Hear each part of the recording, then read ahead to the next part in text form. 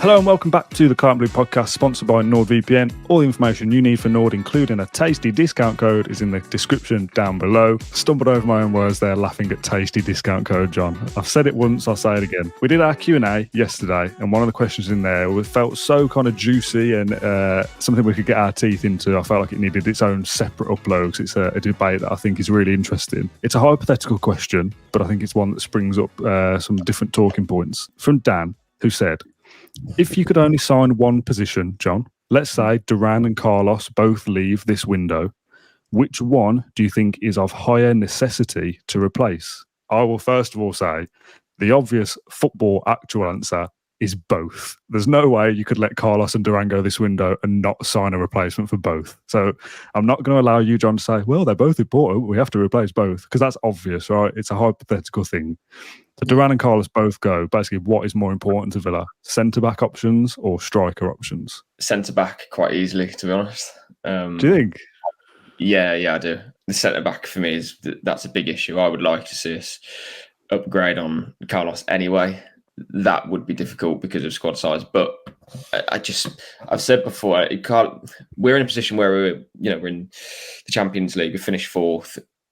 It's difficult to improve on fourth, but you need to improve to stay where you are. Basically, when you're at that level, competing with top six teams who have financially big six teams who have kind of infinite wealth every transfer window because they can sell hotels, etc.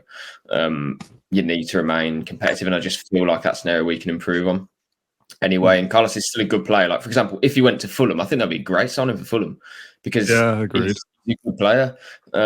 He shut down Haaland at Villa Park, and had 2 man of the match performances against Arsenal. So, certainly a player who ideally I'd like to keep in the squad. But while we have Konsa as a right-sided centre-back that can also play at right-back, we did, I think, a Q&A last week, Dan, where I mentioned like 4 names of players we could sign. And I think there's different ways you could go about it. You could either replace Carlos with a centre-back or replace him with a right-back and just shuffle Konsa across. And that right-back would then be a player who could also play at centre-back too, like Konsa does. So I think there's a lot of options there. And I believe that if Villa were to sell Carlos and then obviously bring in a replacement, I feel like we just would be stronger anyway, because there's a lot of options there that I could see us going for. The striker position for Duran is a bit more difficult, and I'll be a bit tedious with it because I'll say that, well, actually, if Duran goes, Cameron Archer could be that replacement already, and a player in the mould of Felix would be someone that replaces Duran and Diaby, essentially. But yeah, the question is still absolutely relevant because I've said myself, is Archer ready? Don't know yet, but it would make sense for him to stay around. Whether I agree with that or not, I'm kind of sitting on the fence with it, to be honest, because I like a player who can come off the bench and cause mayhem, basically. Archer isn't that player. He's his culture, isn't he? His build-up, his link play, I'm not sure yet.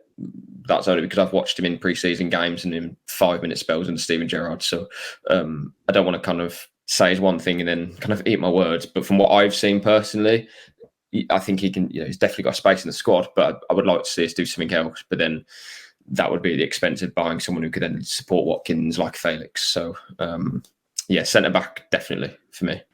I think the forward option is skewed slightly by the fact that because we haven't signed a Felix or whoever yet, it kind of feels like, well, the Duran one is something that we need to do. I've said my piece on Archer in the Q&A that we did yesterday, so I don't want to go over old ground again. Do you think it's just the case of the centre-back thing is you build from the back, don't you, with a solid defence that makes you a solid team, so you want to get that right before anything else?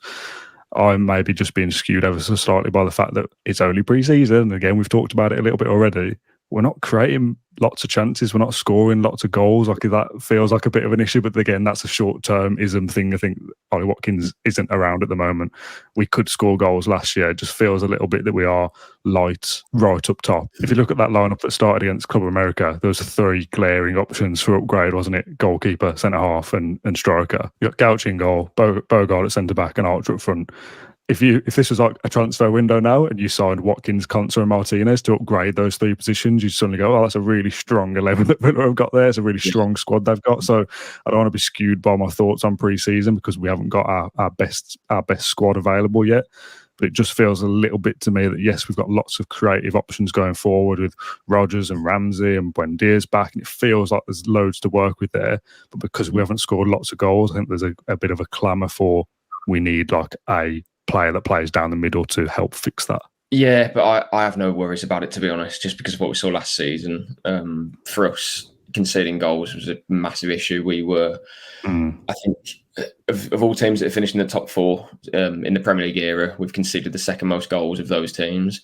Norwich were the worst, and then we weren't far behind. I remember actually doing a video with you, Daniel. I was writing a piece, or we did both, I can't remember, back in February or March or something. And I remember saying, like, if we get the top four, or Tottenham, one of us, whoever gets it, they will have conceded arguably a similar figure to the most goals conceded by a top four team in the Premier League history. And that proved to be the case because we would concede them at a rate of like 2 a game at one point. And then when Kamara was injured as well. So, yeah, centre-back for me is definitely an area where I want to see us improve and just have more options. But as I said, Mings and Pau Torres are the two left centre-backs. For those who don't know, Villa are hopeful that Mings could be available for the back end of September, and I'd say that with a pinch of salt because there's every chance it would then be just the next month. But he's not a million miles away from returning. That could be, I don't know how many games that would be, 6 or 7 games into the season. So he's closer than I think some of us were kind of fearing, really. He's closer to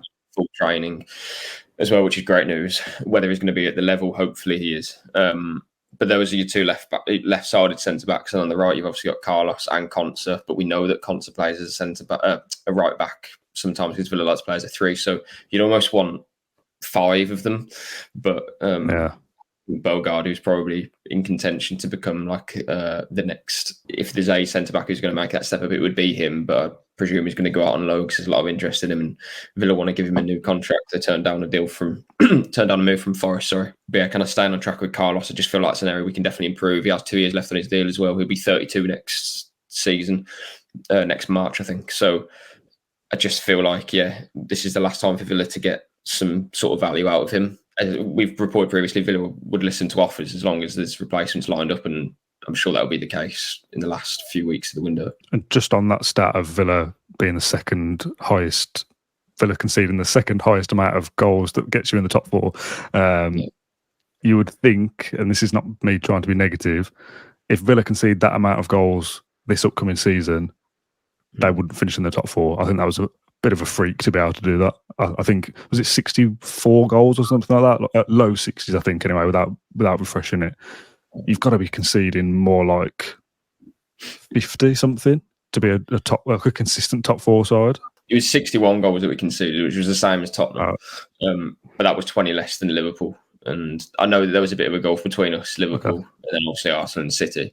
But in most seasons, you would get teams who are more kind of crammed together in the top 4, I suppose. But at the same time, if you look at, we conceded 61, Chelsea 63, Newcastle 62, and that's the top 7, Tottenham 61 as well. So it's not as if we were worse than our rivals as such. Yeah. But it felt like, considering the season we had, we could have made it a lot easier if we defended better, basically. Yeah. You can't be conceding 2 goals a game, can you? And expect to be able to do that over a consistent period. Yeah, this isn't us saying that we didn't, and I know it's not what you're saying anyway, but I'm just putting it out there that we're not kind of we're not suggesting that Villa were lucky to get in the top 4 because the goals they conceded. That's not the case. It's the complete opposite of, we almost made it harder for ourselves. We put ourselves at a risk, basically. We absolutely deserve to get top 4, and we just should have made it easier for ourselves by not conceding 3 against Brentford, and by I can't think of any other examples, but there was more moments in games where we conceded goals cheaply. What I will say is just 2 results off the very top of my head. The opening game and the last game will skew that massively. That's 10 goals of that 61. Which, if you lost those 2 games 2-1, that 61 becomes 56, 57, and that looks a little bit more respectable then. Yeah, that is a very good point. But at the same time, the amount of times we conceded 2 or more in a game without Kamara was alarming, because the difference when he's there and when he's not, that is a massive factor. I don't know exactly when Kamara will be returning, but his knee injury wasn't anywhere near as significant as Mings' injury, or even Buendía's. So yeah, hopefully, again, like Mings, not a million miles away now for Kamara, but ACL injuries aren't very nice, and we'll have to just see kind of where they are when they come back. As I said at the very top, the obvious answer is that if Duran and Carlos go, you need to improve at both ends of the pitch. Arguably, you need to anyway, as you've said. If you've got Mings, Torres, and Konsa, really, and Diego Carlos at the moment, you probably need one more anyway. If Diego Carlos goes, you need to replace him and still get that one other, whether that's a free agent or a loan sign or something, just to give you that option of if one of the others gets an injury, you've got an option. I think the obvious answer is both. I think, so doubt with the centre backs, I think Villa, what they would just do is they'd play as a 4 and they wouldn't play as the 3, and maybe Cash would tuck in and to make a 3 or something. They would have to just play a different way. Maybe Lucas Dean plays centre back like he has done in pre-season. Yeah, and he has played there previously, to be fair, for other clubs. But yeah, I think you'd want to probably avoid that.